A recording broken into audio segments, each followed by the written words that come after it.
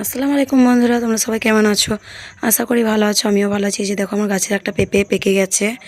এই যে দেখো পেঁপেটা পেড়ে নিয়ে চলে এসেছি। তারপরে এই যে কচির আব্বা কাটছে, আর তা করতে করতে এটা কাটছে ও, আর আমরা দুজনে মিলে একটা চ্যালেঞ্জ লাগিয়েছি। চ্যালেঞ্জটা হলো পাখি পাকা পেঁপে খায়, এটা টানা 10 বার বলতে হবে।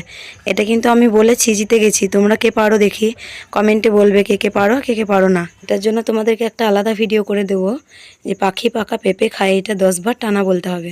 তারপরে এই যে দেখো পেঁপেটা কেটে নিলেও আড়াকল হয়েছে, খুব একটা পাকেনি, আর কিছুদিন থাকলে পেকে যেত। কিন্তু যা লোকে নজর দিচ্ছিল তার জন্য কেটে নিলাম। আর ভাবলাম এই রোদেবেলায় কী করবো, তাই পেঁপেটা পেড়ে নিয়ে খেতে চলে এলাম। তোমরা বলবে একই মানুষ রে বাবা, রোজা রমজানের দিনেও খাচ্ছে আবার সেগুলো ভিডিও করে দিচ্ছে।